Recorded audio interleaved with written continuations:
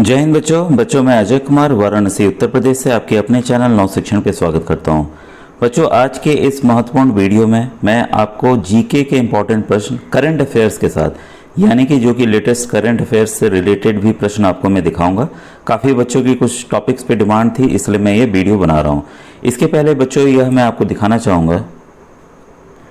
बच्चों एक मेरा वीडियो बनाया गया है, देखिए इस टॉपिक पे क्लास 9 75,000, क्लास 11 1,25,00,000 1,25,000 क्या सच में कितने रुपए मिलेंगे।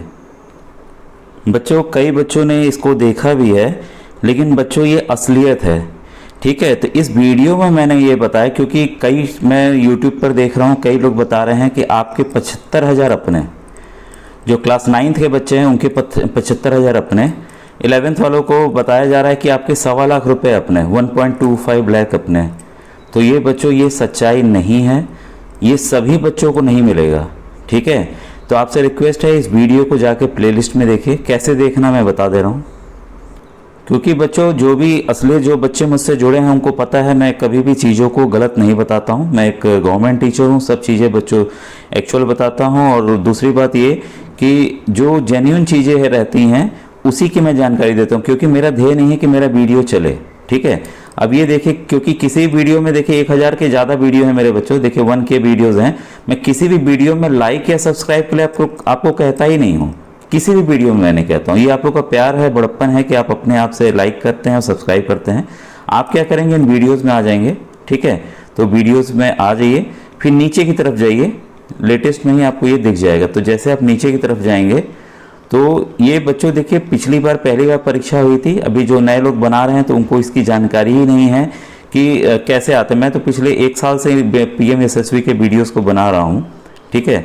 और जैसे आप नीचे की तरफ जाएंगे और भी इंपॉर्टेंट वीडियोस हैं, जो नए बच्चे जुड़ते हैं वो सोचते हैं कि कहाँ पर वीडियोस हैं, प्लेलिस्ट भी नहीं जाते हैं, ठीक है। ये देखिए मैंने बताया कि तुक्का लगाना हो तो कैसे लगाएंगे, ठीक है। और इसके बाद देखिए ये आ गया, ये आपको पीरियोडिक टेबल वाला मैंने कुछ धातु और धातु यानी कि मेटल्स नॉन मेटल्स का यहाँ बताया हुआ है, ठीक है।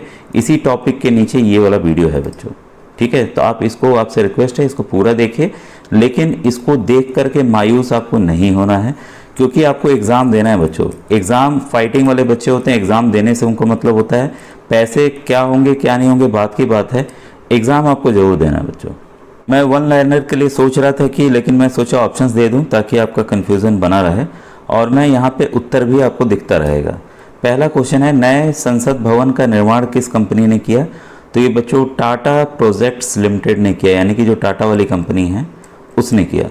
बच्चों एक चीज़ बताना, ये करंट अफेयर्स के बाद कुछ बहुत इंपॉर्टेंट क्वेश्चन हैं जो class 11th as well as class 9th के बच्चों के लिए इंपॉर्टेंट है। आप पूरा देखिएगा, छोड़िएगा नहीं, ठीक है। इसके बाद है, नए संसद भवन का आकार कैसा है, ठीक है। तो त्रिकोणीय है, यानी कि ट्रायंगुलर है, ठीक है। इसके बाद है, नए संसद भवन में संयुक्त सत्र का आयोजन कहाँ होगा। तो संयुक्त सत्र का आयोजन बच्चों लोकसभा हॉल है उसमें होगा, ठीक है। नए संसद भवन में संयुक्त सत्र के लिए कितनी सीटों वाला बृहद हॉल बनाया गया है। तो 1272 सीटों वाला बनाया गया है, 1272। इसके बाद भारत का नया संसद भवन कहाँ पर स्थित है, ये सबको पता है, ये नई दिल्ली में स्थित है। बाकी ऑप्शंस आप देख सकते हैं, ठीक है। फिर है, नए संसद भवन के मुख्य वास्तुकार कौन हैं। तो ये हैं विमल पटेल जी। बच्चों मेरे 2-3 मोटिवेशनल वीडियोस भी हैं, आप उसको भी देखिएगा, ठीक है। इसके बाद है, नए संसद भवन का निर्माण किस परियोजना के तहत किया गया है। तो ये बच्चों सेंट्रल विस्टा पुनर्विकास योजना, ठीक है। तो इसको नोट डाउन कर लीजिएगा, सभी इंपॉर्टेंट प्रश्न हैं। फिर 28 मई 2023 को भारत के नए संसद भवन का उद्घाटन किसने किया। तो यह कि कब किया गया, ये डेट आपको यहाँ पता चल गई, ठीक है। तो किसके द्वारा किया गया, पीयूष गोयल, द्रौपदी मुर्मू जो हमारी राष्ट्रपति हैं, नरेंद्र मोदी जी या एस जयशंकर जो कि हमारे विदेश मंत्री हैं। तो ये किया गया नरेंद्र मोदी जी जो हमारे प्रधानमंत्री हैं। इसके बाद नए संसद भवन को बनने में लगभग कितने रुपए का खर्च आया। तो ये बच्चों आया है आपका 1200 करोड़ रुपए का, ठीक है। अब बच्चों आदित्य L1 जो सूरज की स्टडी के लिए भेजा गया, सन के स्टडी के लिए, उसको मैं बताने जा रहा हूँ कब लॉन्च किया गया। तो ये बच्चों लॉन्च किया गया था 2 सितंबर 2023 को, ठीक है। आदित्य L1 को किससे लॉन्च किया गया, भाई किसी न किसी से लॉन्च किया ही जाएगा। तो इसे लॉन्च किया गया है PSLV C-57 द्वारा। तो इसको आप अलग से नोट डाउन कर लीजिएगा। आदित्य L1 को कौन से रॉकेट से लॉन्च किया गया, क्योंकि रॉकेट ही वही है PSLV C57। तो 2 तरीके से प्रश्न पूछा गया है। और कहाँ से लॉन्च किया गया, तो आंध्र प्रदेश के श्री हरिकोटा जो लॉन्च स्टेशन है वहाँ से किया गया। बच्चों आपने अगर पास्ट ईयर पेपर देखा होगा, मैंने दोनों पेपर सॉल्व किए हैं। PMSSV का लास्ट ईयर का सॉल्व अलग प्लेलिस्ट बनी हुई है। क्लास 9th और 11th दोनों के पेपर मैंने दिखाए हुए हैं, जीके के और अलग सब्जेक्ट्स के।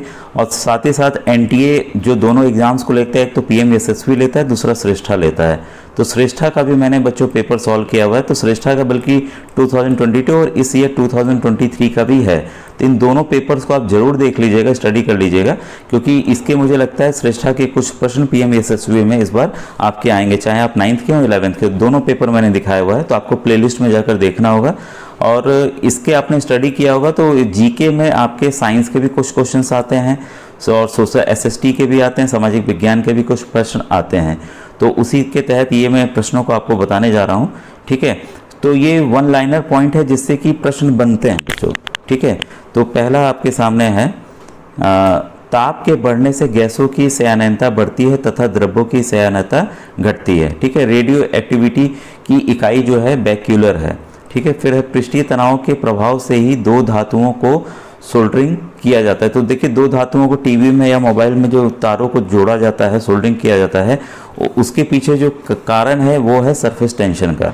लिफाफे पर गोंद लगा डाक टिकट आसंजन बल यानी कि फोर्स ऑफ एडेशन के कारण चिपकता है, ठीक है। फिर है अखबार पर फाउंटेन पेन से स्पष्ट लिखने में कठिनाई कोशिकत्व के कारण होती है। अखबार पे आप लिखिए तो इंक तुरंत फैल जाएगी, और किस वजह से है, कैपिलरी एक्शन की वजह से। लाल, हरे तथा नीले रंगों को प्राथमिक रंग यानी कि प्राइमरी कलर्स कहा जाता है, रेड, ग्रीन और ब्लू, ठीक है। इसके बाद है प्लास्टर ऑफ पेरिस जो है जिप्सम से बनाया जाता है। जिप्सम का केमिकल फॉर्मूला क्या है, जरा कमेंट सेक्शन में लिख के बताइएगा। विद्युत ऊर्जा को यांत्रिक ऊर्जा में विद्युत मोटर द्वारा परिवर्तित किया जाता है। तो यानी मतलब जो इलेक्ट्रिकल एनर्जी है वो मैकेनिकल एनर्जी में बदली जाती है। इसके बाद है ध्वनि ऊर्जा को विद्युत ऊर्जा में माइक्रोफोन द्वारा परिवर्तित किया जाता है। तो जो हम देखिए माइक से मैं बोल रहा हूँ, आप सुन रहे हैं, तो ये आपकी साउंड एनर्जी जो मेरे मुंह से साउंड एनर्जी निकल रही है वो इलेक्ट्रिकल एनर्जी में बदल रही है। किसकी वजह से बदल रही है, माइक्रोफोन के जरिए बदल रही है, ठीक है। इसके बाद विद्युत ऊर्जा को ध्वनि ऊर्जा में लाउड स्पीकर द्वारा परिवर्तित किया जाता है। तो यहाँ पर क्या है, जो हम लोग माइक से बोलते हैं, आप लोग लाउड स्पीकर या स्पीकर के जरिए सुनते हैं, तो वहाँ पर क्या होता है, माइक्रोफोन ने क्या किया, ध्वनि ऊर्जा को विद्युत ऊर्जा में बदला, और लाउड स्पीकर ने क्या किया, जो विद्युत ऊर्जा है उसको ध्वनि ऊर्जा में बदल दिया। तो दोनों के कार्य आपने समझ लिए। प्रथम भारतीय उपग्रह का नाम आर्यभट्ट है। चंद्रमा पर सर्वप्रथम नील आर्मस्ट्रांग ने कदम रखा। ये किस देश के थे, जरा कमेंट सेक्शन में बताइएगा। पीछे के ट्रैफिक को देखने के लिए वाहन में ड्राइवर के पास उत्तल दर्पण यानी कि कॉन्वेक्स मिरर लगाया जाता है, ठीक है। मानव निर्मित प्रथम तत्व जो था वो पोलोनियम था, पोलोनियम था। चांदी विद्युत का सबसे अच्छा चालक है, कई बार मैंने बताया हुआ है। चांदी का केमिकल फॉर्मूला Ag है बच्चों। फिर है इसके बाद मेन स्विच में फ्यूज का उपयोग अत्यधिक विद्युत धारा के प्रवाह को रोकने के लिए किया जाता है। तार बच्चों अगर बहुत ज़्यादा आ जाती है, वोल्टेज कभी आ जाती है, तो हमारे जो उपकरण है घर में, फ्रिज है, टीवी है, AC, वो जलेंगे नहीं बल्कि ये जल जाएगा, ठीक है। तो इसलिए विद्युत इसका आपका जो वायर है फ्यूज वायर का इस्तेमाल किया जाता है। फिर नंबर 7 है भारत का प्रथम न्यूक्लियर रिसर्च रिएक्टर अप्सरा है। किसी गैस का ताप उसके अणुओं की गतिज ऊर्जा पर निर्भर करता है। तो ताप जैसे गतिज ऊर्जा, ताप बढ़ाएंगे तो उनकी जो काइनेटिक एनर्जी है बच्चों के है वो बढ़ती चली जाएगी। एटम बम के विस्फोट में ऊर्जा की उत्पत्ति द्रव्यमान के ऊर्जा में रूपांतरण या कन्वर्जन के कारण होती है। और सबसे हल्की धातु जो है वो लिथियम है, ठीक है। तथा सबसे भारी धातु ओस्मियम है। तो ध्यान रखिएगा, hydrogen, helium, lithium, beryllium, boron, ये देखिए ग्रुप फर्स्ट के एलिमेंट है। तो ये तीसरे पे लिथियम आता है, ये सबसे हल्का, ये तो गैसेस में आ गया एक तरह से, ठीक है बच्चों। तो बच्चों आज का वीडियो कैसा लगा जरूर बताइएगा। इस तरह से अगर आपको कुछ महत्वपूर्ण प्रश्नों को मैं बता दूं तो आप जरूर